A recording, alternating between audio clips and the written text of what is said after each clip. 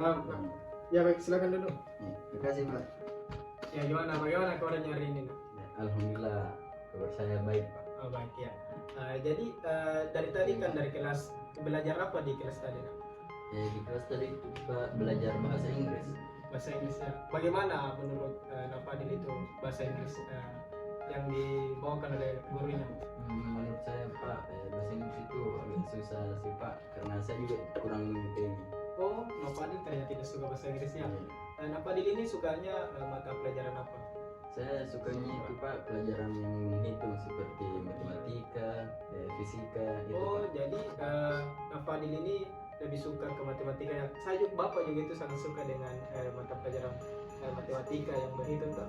Iya. Jadi saya dengar dari guru mata kuliah mata pelajaran matematika yang Pak Rudi bilang itu bahwa Nafadil ini juara satu ya lomba OSN tingkat kabupaten. Kemarin itu Pak. Alhamdulillah bisa dipertahankan itu. Kira-kira Nafadil kesini itu ada tujuan apa? Maksudnya ada yang bisa bapak bantu atau bagaimana? Sebenarnya saya kesini tuh Pak ada sedikit masalah yang ingin saya bicarakan, tapi saya agak sedikit ragu Pak dan malu untuk menceritakan itu kepada Bapak. Jadi begini Nafadil, ceritakan saja kan di kami juga itu di guru BK ada beberapa asas yang dipegang dalam proses konseling. Salah satunya itu asas kerahasiaan. Jadi Nafadil ini jangan sungkan untuk menceritakan segala permasalahannya. Tapi sebelum Nafadil itu menceritakan permasalahannya, mungkin kita sepakati waktu pertemuan kita kali ini ya, kurang lebih 20 atau 30 menit ke depan proses pertemuan kita ini akan berjalan. Ya baik, kira-kira masalah yang Fadil menceritakan itu masalah apa? Jadi begini Pak, masalah yang akhir-akhir ini sering saya alami itu Pak. Saya itu sering begadang karena main game terus Pak. Oh jadi Fadil ini sering begadang dan main game ya? Iya.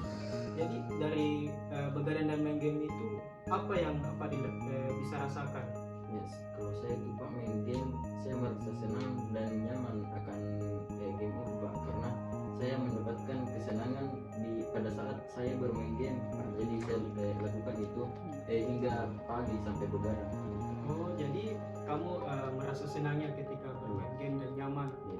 Dari kamu main game itu apa dampak yang dapat Nafadil rasakan? Apakah itu prestasinya menurun atau apa semangat belajarnya yang berkurang atau bagaimana yang dampak dari diri Nafadil sendiri itu bagaimana rasanya? Itu Pak dampak yang sampai sekarang ini yang saya rasakan itu prestasi belajar saya menurun dan motivasi belajar saya juga itu menurun karena lebih candu ke game itu Pak. Oh jadi kamu masalahnya tentang prestasi belajarnya dan motivasi belajarnya itu mulai hilang ya karena adanya main game. Kira-kira dari permasalahan yang Fadil alami itu apa yang mungkin Fadil bisa lakukan? Yang bisa saya lakukan itu Pak, yang pertama itu menetapkan jadwal Pak, jadwal belajar supaya saya bisa terkontrol gitu mana waktu main game, mana waktu belajar dan mana waktu untuk melakukan hal-hal lain gitu Pak. Ya baik, ternyata itu juga langkah yang sangat bagus yang bisa Nafadil itu lakukan. Tapi ada beberapa masukan dari Bapak yang mungkin Nafadil bisa coba ya di rumah. Yang pertama itu Nafadil bisa menetapkan dulu tujuan yang jelas dalam belajar. Jadi ketika Nafadil menetapkan tujuan yang jelas itu dalam belajar, itu rasa semangat belajarnya itu semakin meningkat lah karena kan ada target, ada tujuan yang dicapai. Kemudian yang kedua yang Fadil bisa lakukan itu menetapkan jadwal belajar seperti yang diceritakan bisa dilakukan, pisahkan antara jadwal belajar sama jadwal main game supaya keduanya bisa jalan. Kalau memang ini main game menjadi sebuah kesenangan kan bagi Fadil, itu juga bisa menjadi refleks di otak ketika kita sedang pusing dalam menghadapi mata pelajarannya yang susah. Kemudian yang ketiga, Nafadil bisa gunakan mencari tahu gaya belajar yang cocok. Misalnya kan auditori kita mendengarkan, ketika kita dapat mendapatkan gaya belajar yang cocok, maka dalam proses belajar itu kita akan merasa nyaman. Jadi Nak Fadil bisa lebih nyaman lagi dalam belajar ketika mendapatkan gaya belajar yang cocok.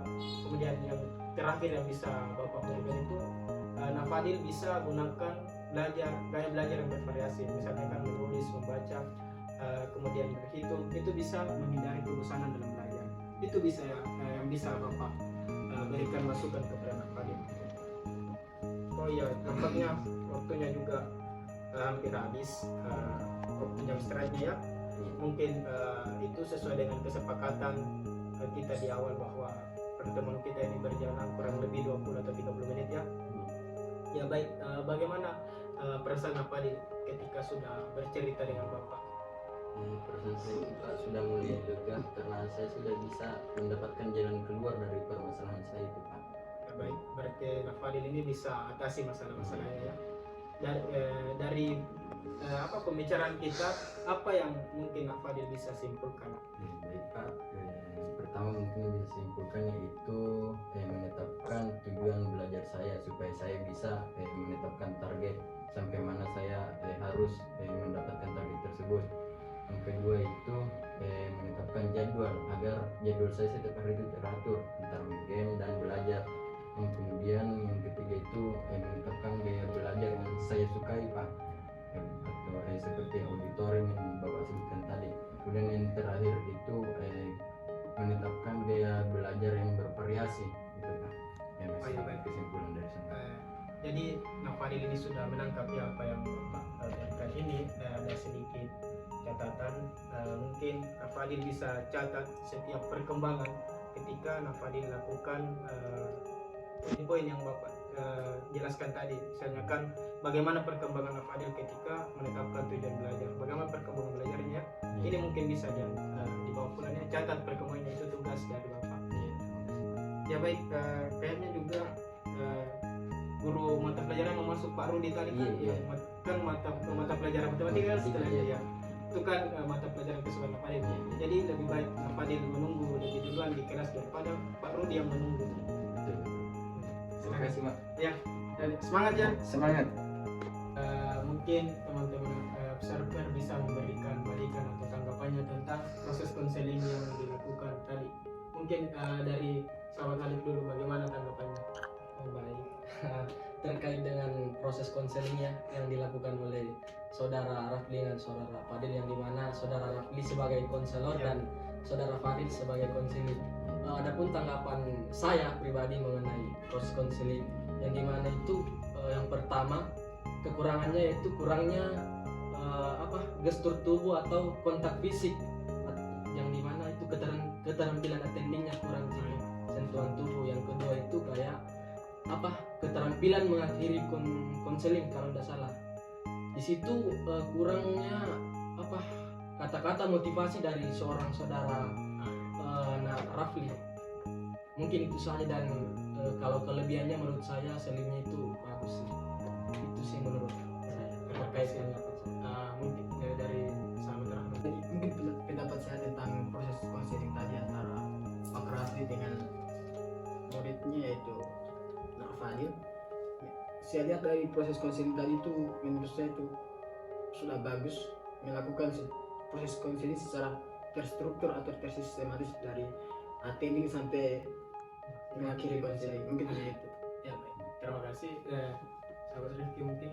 Baik, mungkin tanggapan saya sebagai observer mengenai proses konseling yang dilakukan saudara Rafli sebagai konselor dan Fadil sebagai konseli itu sudah cukup baik meskipun belum sempurna, karena kesempurnaan itu cuma milik Tuhan ya. Jadi di sini keterampilan yang dilakukan oleh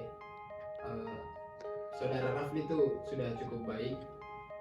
Terus mengenai kekurangannya mungkin bisa dijelaskan oleh yang lain. Mungkin beberapa tanggapan yang akan saya sampaikan sudah tersampaikan oleh teman-teman observer, tapi ada sedikit tambahan, yaitu praktik konseling yang sudah dilaksanakan ini menurut saya sudah baik, karena di akhir konselor juga memberi tugas di mana tugas itu supaya konseli mengetahui perkembangannya dari perubahan-perubahan yang diberikan oleh konselor. Cukup itu saja.